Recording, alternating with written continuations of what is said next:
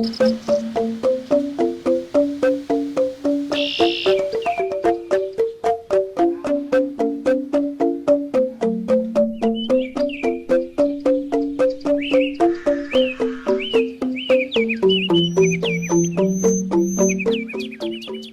di Bali pada zaman dahulu dikenal sebagai tempat tinggal para bangsawan, yaitu mereka yang memiliki pertalian darah dengan raja. Ada banyak puri di Bali yang merupakan bagian dari sejarah peradaban Bali. Salah satunya adalah Puri Kauhan Ubud, Gianyar, Bali.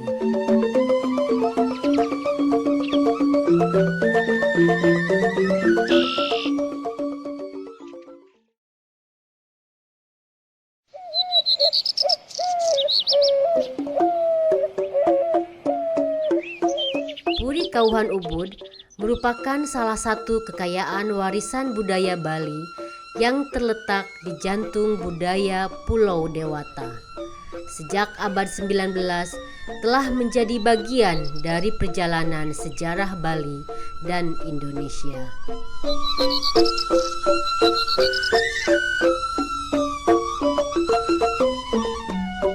Leluhur keluarga Puri Kauhan Ubud berasal dari Kelungkung yang bernama Cokode Gede Oka Gelgel.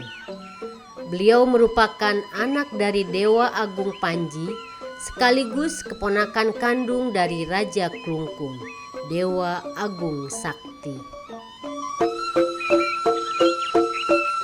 Kehidupan sosial yang terjadi di Bali dikenal harmonis. Masyarakat hidup dengan menjunjung nilai adat dan budaya. Keberadaan Puri Kauhan Ubud ini menjadi bagian dalam upaya melestarikan adat dan kebudayaan Bali dalam menangkal pengaruh buruk yang datang.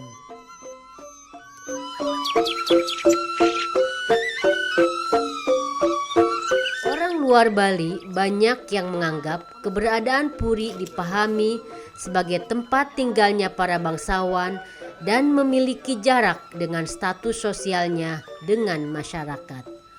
Faktanya tidak demikian. Puri adalah bagian dari tata laksana adat yang sampai saat ini dijunjung tinggi oleh masyarakat Bali. Puri dan para agamawan di Bali menjadi otoritas yang membimbing masyarakat sekitarnya.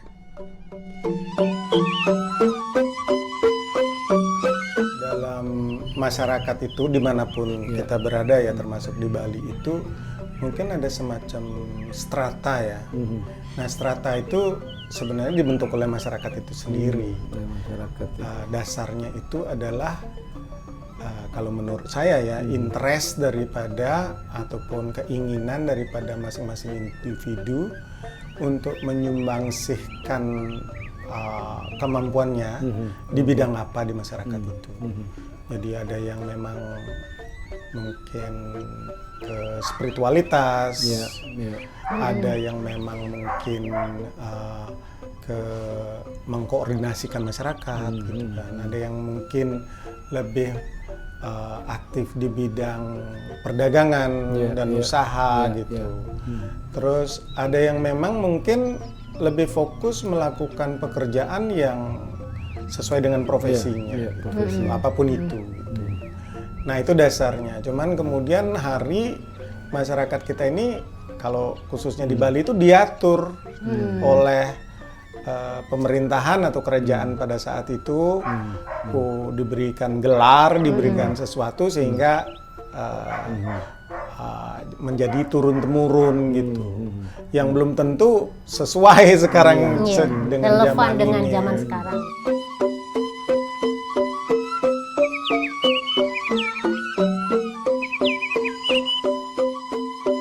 Sistem yang dikenal sebagai kasta yang ada di masyarakat Bali awalnya bertujuan untuk membagi masyarakat berdasarkan fungsi dan peran masing-masing. Ada fungsi spiritual, pemerintahan, dan fungsi-fungsi lain. Semua itu dimaksudkan agar sistem sosial berjalan dengan baik sesuai dengan passion dan kemampuan yang dimiliki oleh setiap kelompok masyarakat itu sendiri. Sistem ini bukan untuk membagi masyarakat berdasarkan kelas sosial, tapi berdasarkan sumbangsih bagi masyarakatnya.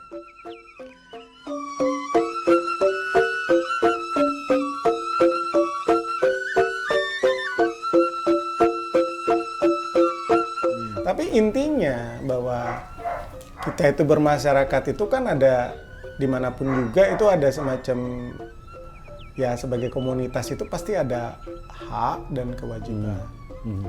Nah, masyarakat individu apapun juga itu pasti mempunyai hak-haknya sebagai individu, tapi juga mempunyai kewajibannya. Nah, semakin banyak kewajiban itu dilakukan, semakin banyak juga hak yang akan didapatkan. Nah, yang menilai itu siapa? Ya masyarakat itu sendiri. Nah, misalnya sumbangsih kalau di Jawa mungkin di pesantren ya itu terhadap perkembangan edukasi masyarakat itu dan fungsi sosialnya kan sangat tinggi sekali. Gitu. Nah, kalau di Bali itu digarap oleh beberapa gitu. Ada yang bagian spiritualitas di keagamaan juga melakukan hal yang sama, tapi juga bagian orang yang fungsinya sekarang ini mungkin agak beda ya, nggak lagi di pemerintahan, tapi juga mungkin membantu untuk memikirkan problem-problem yang ada di masyarakat dan membantu untuk memecahkan, baik secara formal melalui pemerintahan atau legislatif ataupun lewat LSM, tapi itu tujuannya sama, yaitu membantu untuk menghadapi proses perubahan kan.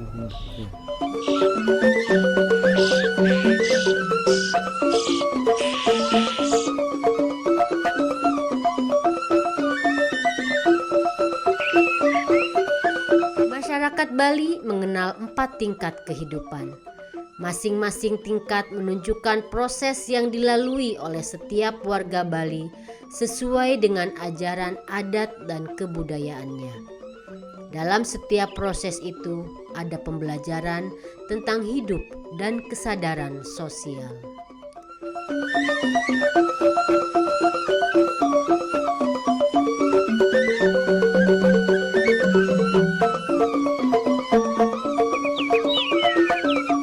Nah, di Bali sendiri kan kita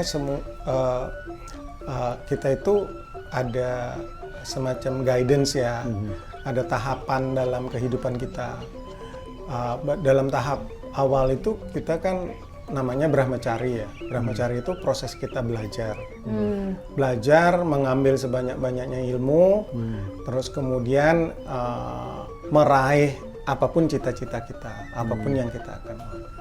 Nah, tapi juga ada proses yang kemudian namanya Grahasta, di mana kita itu bukan saja bertanggung jawab sama belajar ke selanjutnya sebenarnya. Belajar soal mengelola diri sendiri dengan hubungannya dengan orang lain dan lingkungan kita.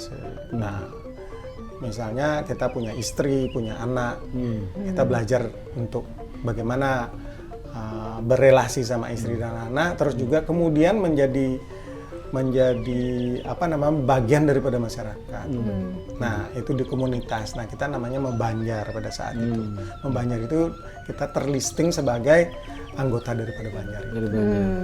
Nah, di sana kita mengetahui sebenarnya kewajiban saya sebagai anggota itu apa gitu. Kewajiban saya sebagai suami itu apa, istri itu apa, sebagai ayah itu bagaimana gitu. Itu zamannya Grahasta namanya. Dan kewajiban saya sebagai anggota keluarga yang lebih luas apa gitu. Tapi hak-hak saya apa gitu kan. Di sana kita belajar mengetahui diri kita sendiri dan kewajiban. Nah,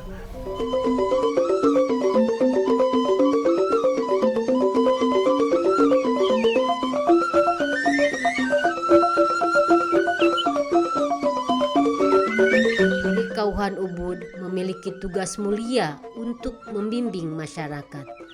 tugas yang telah mereka warisi secara turun-temurun dari para leluhur. Salah satunya adalah menyelaraskan pemahaman masyarakat terhadap tingkat kehidupan yang dilalui dan memastikan nilai-nilai adat tetap lestari dalam kehidupan sehari-hari.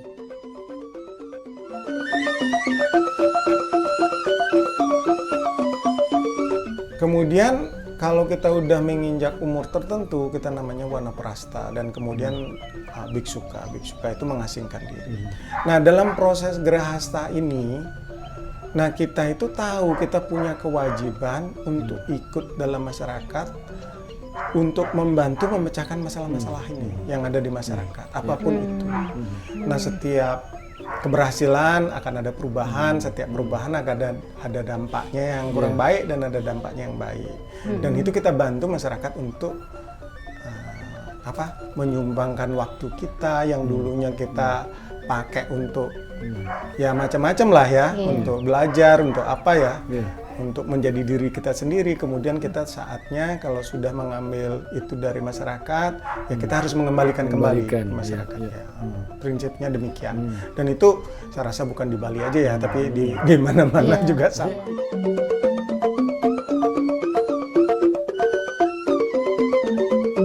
Salah satu upaya untuk melestarikan adat dan kondisi alam adalah upaya penanaman 15.000 pohon di daerah Kintamani.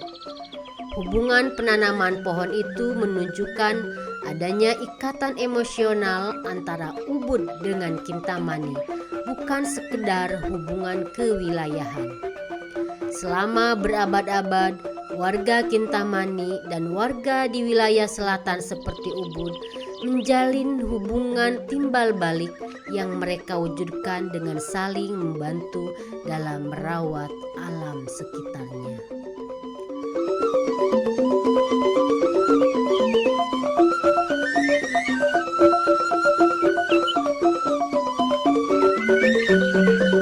Kalau soal teritori sih enggak ya. Tidak ada kan ya. Tapi kalau hubungan emosional sih dari dulu ya, karena kita merasa berutang sama Kintamani. orang. Ya danau ini penting ya, air itu penting ya. Jadi kita karena itu menghidupi kita semua kan. Secara tradisi tiap hari pun kita sekarang masih pakai air gitu. Dan mereka lah yang menjaga itu kan. Jadi sebenarnya sih rasa ya ikut membantulah karena mereka sudah berabad-abad menjaga danau itu dan gunung itu supaya tetap ada airnya. Terus kemudian kita yang di selatan ini yang menikmati sebenarnya mungkin lebih banyak menikmati daripada mereka ya.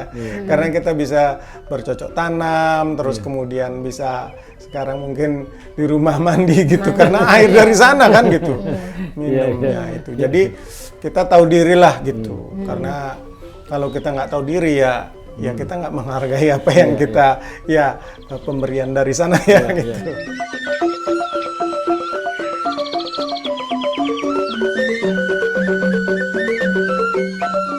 Air yang ada di Danau Batur adalah anugerah bagi masyarakat Bali, terutama di daerah selatan seperti Ubud. Karena posisi Ubud dan daerah selatan lainnya lebih rendah dari Danau Batur di Kintamani.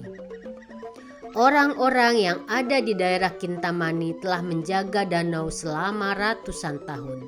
Oleh sebab itu, orang-orang yang ada di Ubud membalas mereka yang ada di Kintamani dengan cara menanam pohon supaya alamnya tetap terjaga.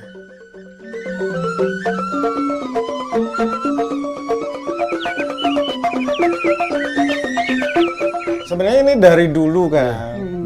Dari dulu itu kita orang-orang tua kita dulu itu kalau ada orang-orang dari daerah Batur itu, daerah danau itu, mereka kan nggak bisa nanam padi karena ya gimana ya? Karena danau kontur tanahnya dan juga danaunya ya ada di bawah mereka gitu. Jadi kan nggak mungkin bawa air naik. Atas, Kalau kita yang di selatan kan airnya turun berupa mata air, berupa sungai dan kita menikmati air danau itu. Nah orang tua-tua kami itu zaman dulu memberikan pesan ke kami kalau ada orang-orang Batur itu yang Dari dari atas utara lah itu, istilahnya, yang bawa kacang-kacangan itu. Di Danau Batur itu ada pura besar bernama Pura Ulun Danu Batur. Pura tersebut dibangun untuk memuja Dewa Wisnu dan Dewi Danu. Selama ini kebanyakan orang dari luar Bali hanya tahu perihal pura di tengah gunung itu adalah Pura Bedegul yang ada di Danau Baratan. Padahal di Kintamani juga ada sebuah pura di pinggir danau. Filosofi pura di pinggir mata air adalah lambang keharmonisan antara masyarakat Bali dengan alam, khususnya air. Air merupakan awal kehidupan dan akhir dari kehidupan di bumi bagi masyarakat Hindu Bali. Seluruh upacara dalam masyarakat Hindu Bali tidak lengkap tanpa adanya air atau yang biasa disebut tirta.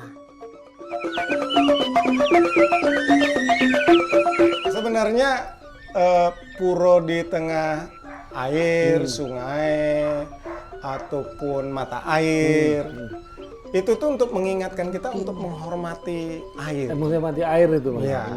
Di sana itu dulu salah satu ada mata air yang besar sekali ya, dari belerang itu juga. Yang Iya. air panas ya. Air panas.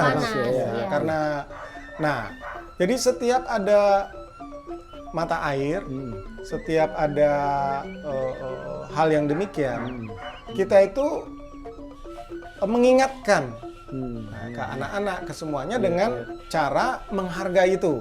Caranya menghargai dengan kalau besar itu membuat puranya di sana, bahwa itu karunia Tuhan yang kita harus hormati dan kita harus sucikan dan kita harus pelihara dengan baik. Nah, cara kami itulah dengan begitulah, karena nggak semua dari kita bisa baca, ya bisa baca lontar. Jadi caranya itu dengan visualisasi, memvisualisasinya bahwa ini karunia Tuhan dan kita harus hormati semua. Jadi ya di setiap danau mungkin ada ya, di setiap mata air ada. Jadi di laut pun ada gitu. Jadi misalnya mungkin teman-teman di Indonesia banyak mengenal tanah lot ya. Tanah lot ya. Nah, tanah lot itu cuma salah satu. Di sana juga ada keluar mata air juga dari sana. Oh, di tanah lot. Iya, benar. Kan belum pernah kalau sampai ke Iya, nyebrang di bawahnya itu ada ular-ular itu air tawar keluarnya. Karena di situ dibangun pura itu ya. Iya, makanya untuk kita mengingatkan. kita memperingatkan bahwa ini penting, air ini penting. Jadi mesti kita hormatilah, karena ini karunia Tuhan, jadi kita harus menghormati air.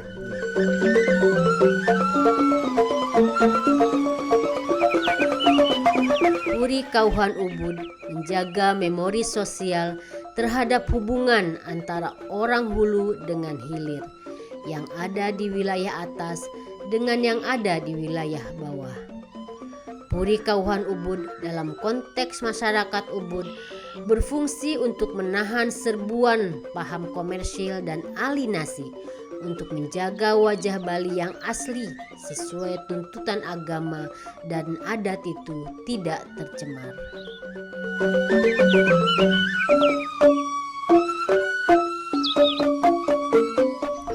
Pariwisata itu kan juga membawa budaya luar ya. Ya. Nah, sekarang bukan pariwisata aja kan, digitalisasi juga membuat budaya kita itu ya kalau bisa dibilang juga terdesak gitu ya. Nah, tapi kita kan juga ada cara tertentu yang sifatnya mungkin nggak frontal ya, tapi bergerilya begitu untuk menjaga identitas kita. Nah, ini identitas itu bukan dari pengertian yang negatif ya, tapi pengertian yang positif. Identitas kan sebenarnya netral saja. Gitu. Cuman kalau dipakai ke hal yang negatif kan juga nggak bagus.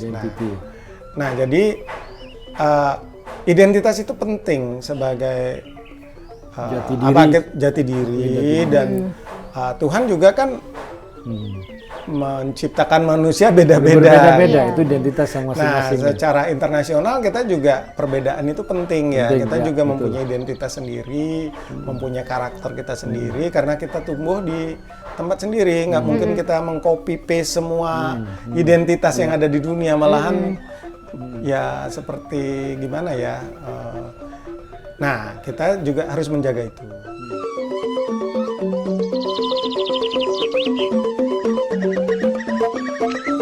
Identitas kebudayaan menjadi sangat penting untuk membedakan satu kelompok masyarakat dengan kelompok lainnya.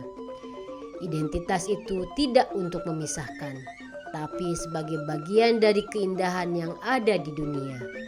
Identitas kebudayaan yang dimiliki oleh masyarakat Bali juga merupakan bagian dari kekayaan budaya Indonesia. Kekayaan itulah yang harus dijaga sungguh-sungguh. Nah, apa yang kita lakukan yang pertama, ini setiap keberhasilan ya, kita percaya di Bali, setiap tindakan kita yang berhasil akan berdampak ke sesuatu yang juga mungkin akan kurang berhasil. Zaman dulu, zaman saya sekolah, kelas 1 SD itu banyak yang nggak naik kelas karena nggak bisa berbahasa Indonesia. Gitu. Karena dia nggak ngerti kan, karena di rumahnya bahasa Bali semua. Bahasa Bali terus ya. Nah sekarang terbalik, mereka anak-anak itu nggak bisa berbahasa Bali. Jadi dia bisanya bahasa Indonesia dulu, baru bisa bahasa Bali gitu. Nah di mana-mana di dunia ini banyak bahasa yang punah, bahasa daerah. Padahal bahasa daerah itu juga penting ya untuk memperkaya khasanah bahasa yang lainnya ya. Kalau nggak ada pembendaharaan kata di salah bahasa Indonesia misalnya, bisa aja diambil dari bahasa Jawa ataupun bahasa apa ya, bahasa Bali, bahasa Belanda, apa Sunda gitu.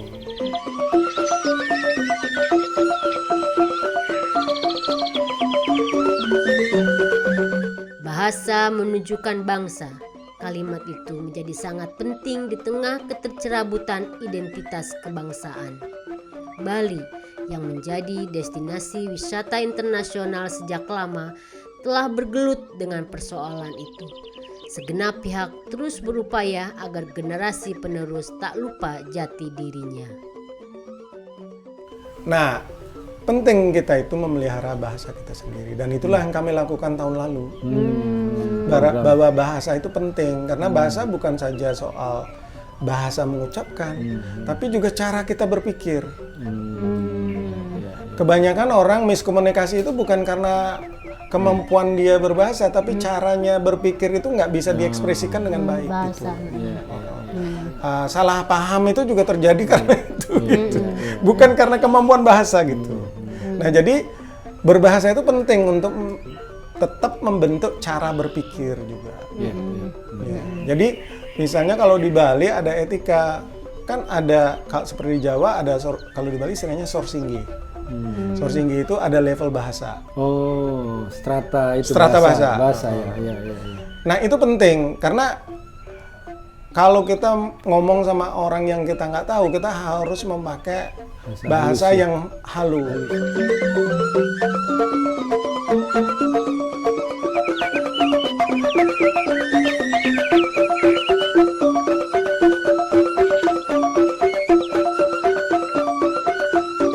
Kegigihan masyarakat Bali, khususnya Puri Kauhan Ubud, sebagai salah satu elemen yang menjaga lestarinya adat dan budaya Bali, khususnya dalam hal bahasa.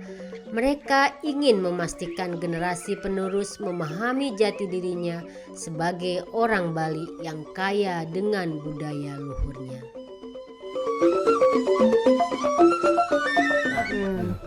Itu di Bali itu dipelihara untuk apa?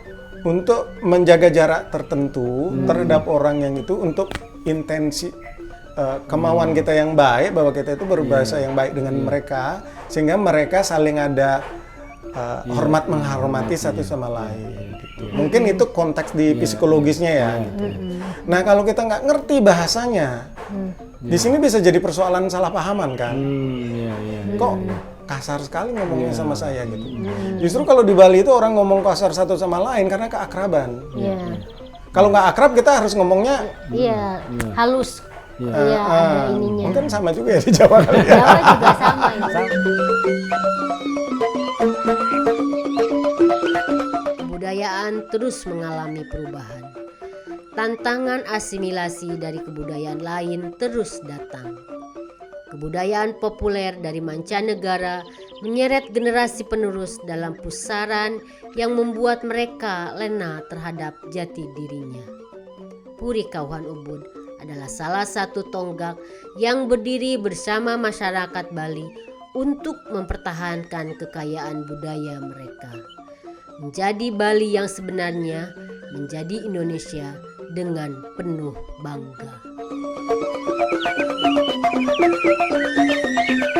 Oke, Bung, terima kasih untuk waktunya, ngobrolnya. Terima ya. kasih untuk mampir ya. Iya. Jangan bosan-bosan. Iya. Ya. Nanti kita kapan-kapan ketemu lagi kalau Baik, ke Bali mampir baik. ke sini. Terima kasih. Ya. Mari. Ya.